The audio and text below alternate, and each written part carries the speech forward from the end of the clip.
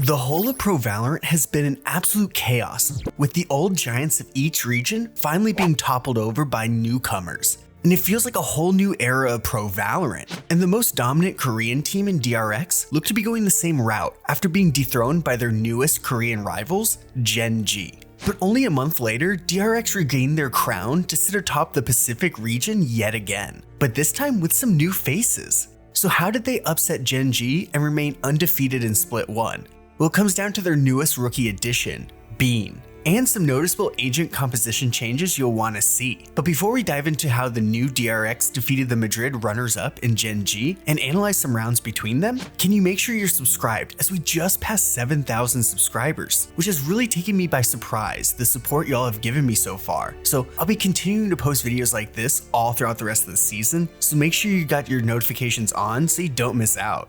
So to understand why this once juggernaut of a team had to reinvent themselves to beat the #1 team in Korea, we need to look at why DRX was struggling to begin with. As after having a lackluster season in 2023, where they did make major events, they just couldn't get past the hurdle of becoming a true top team after so many years of promise and disappointment. So they decided to finally change up the roster with two new players in Flashback and Foxy9, taking Zest in RB's spot. And in their first two matches together, it looked like they were starting to build cohesion after lacking it so much last year, as they qualified for playoffs where they would be facing the shocking Gen.G team who came out of nowhere in the play-ins to put themselves one step away from qualifying for Masters Madrid. And while Gen.G had surprised people so far with some rookie players and underrated Korean talent, DRX, even with the two changes, were the clear favorites going in. But of course, this is a single elimination matchup, where one bad day could be the end of their run. And on DRX's map pick, everything looked to be going as predicted, as they took a 12-8 lead. But with their backs to the wall against the superpower of Korea, this is when Gen.G overthrew DRX to become the best in their region.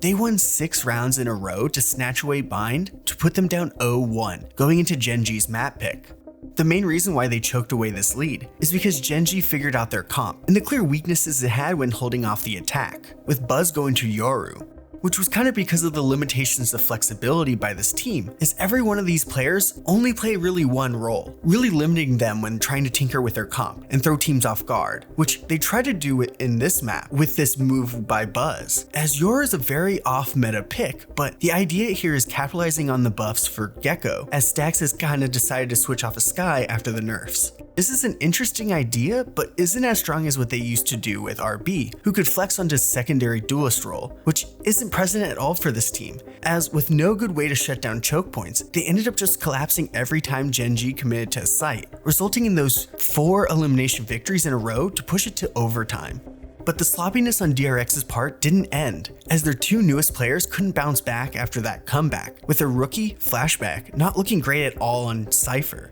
as he continued to have issues on the Sentinel role on the defense, falling 9-3 down by half. And while they put up a fight on their attacking side, they couldn't pull it back in the end, losing 13-8 to be swept 2-0. And with that loss, DRX were now eliminated from making Masters for the first time since 2021. And that definitive win finally gave Gen.G the legitimacy they desired, as they went on to get second in Masters Madrid, doing something DRX could never do in all their appearances in the Masters and Champions stage. But when looking at this loss to a team like Gen.G, that is now considered a top 3 team in the world, you wouldn't think that this throw would really make the DRX coaching staff look into changes. But when you really review the VOD, it is a lot worse than you would think, as the role problems could threaten them for the rest of the season if they aren't careful. Because as the season moves forward, more and more footage is available about comps, resulting in anti-stratting. But a flexible team can constantly adapt and stay ahead of their opponent's anti-stratting. And while DRX has never been the most flexible top team in the world, this level of inflexibility could kill their season.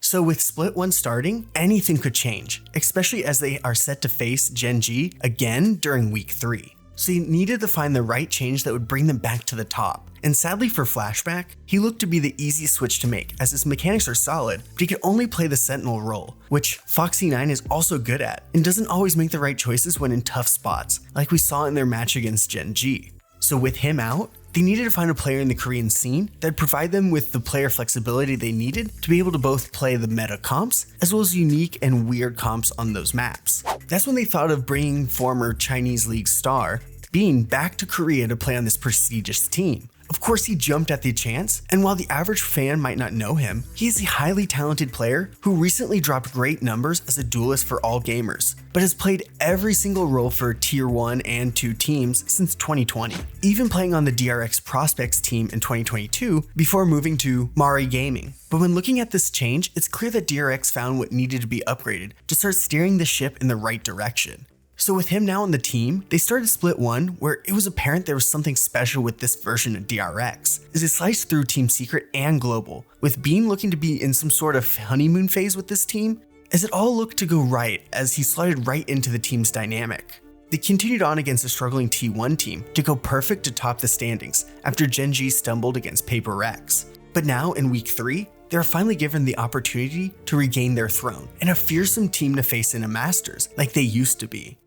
And they picked BeYN against Gen.G yet again, where they jumped out to an 8-4 lead, thanks to Foxy9 shifting to Cypher and Stax switching from Gecko to KO, which is both more meta and also helps a lot in allowing Buzz to move back to Raze. And while Gen.G mounted a really convincing comeback, Foxy9 and BeYN were two of the key players to push them over the finish line, winning 13-10 to right their wrongs to take their map pick, which they needed, as even though they played well, Gen.G's map pick of Ascent looked well formulated and drilled, as they were so dominant on their site attacks, winning 8 of the 10 attacking rounds, forcing a map 3 to crown the Kings of Korea. And Split would be where it all ended.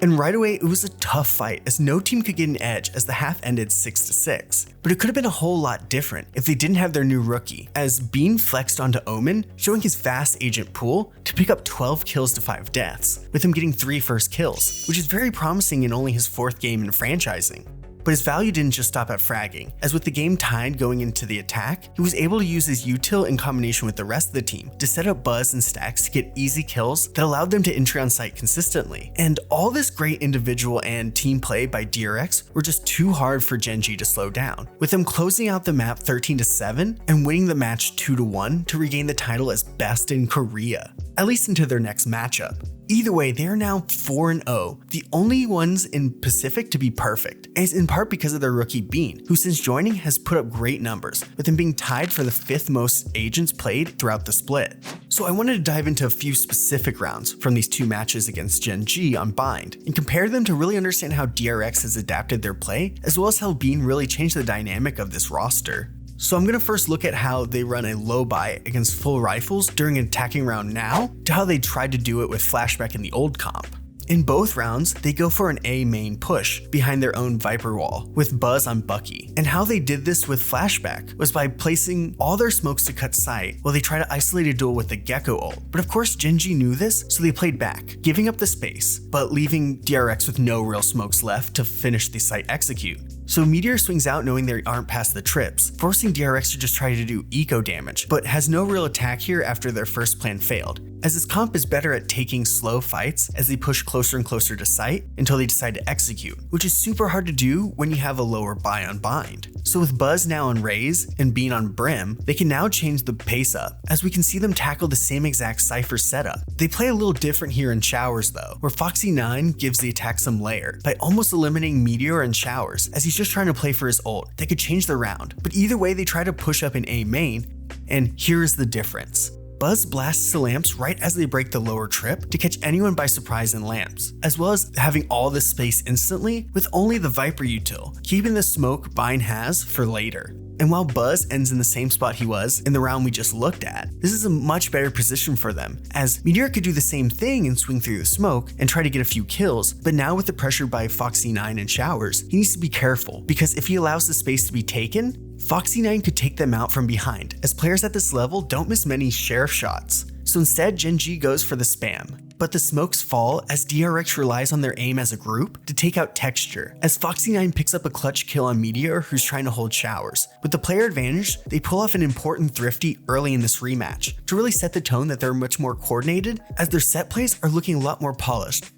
So this change in how they play also converted to how they play their full buy defensive rounds after having such a hard time. So let's dive into round 21, where DRX needs to win to stop Gen.G's momentum that just might get started again if they take the round. So they go with a more traditional default, with Brim and Raze playing near Orb, while Viper and Cypher hold down the massive site that is A. This is a much more comfortable approach to a rifle defense than with their previous comp, as it required them to play further back on B, giving up space super early due to how hard it is to completely stop a choke point with Yoru. So with this more meta comp, they're able to be slower at giving up space in hookah, and Buzz is able to set up in garden, allowing DRX to play multiple angles if Gen.G decides to execute out of hookah, all while still having solid hold of A, like they had before. And while Gen.G prods to hopefully get a first kill, DRX actually gets the info first and early before anything happens, forcing Gen.G to reset and waste more time. Something that wasn't working for DRX previously is they would get information right as a site hit would happen due to how far they had to play back on B. This allows BeYN to rotate over to A, where Gen.G decides to try and attack, with time winding down. With so much space on both sites, even though MaKo falls first, there's enough time to set up in each key choke point, and play off util to allow Foxy9 and BeYN to take out the first two, putting the last three of Gen.G into 1v1s that don't go their way, due to the mechanical skill that DRX has always been known for, with their new players being no exception. This round, like many other full buy rounds, show how much more comfortable each player is on their given agent, as it's clear that everyone is playing towards their strengths rather than compromising due to inflexibility, allowing them to keep space on defense and explode onto site during the attack, with BeYN being a great player to rotate and provide that extra gun to finish off rounds, leading them to 4-0 since he joined, being the perfect rookie for DRX at this time as they try to push to qualify for Masters Shanghai, as they almost certainly secured a first round bye in playoffs, putting them one win away from competing in another international event, hopefully for them starting another streak that could last years.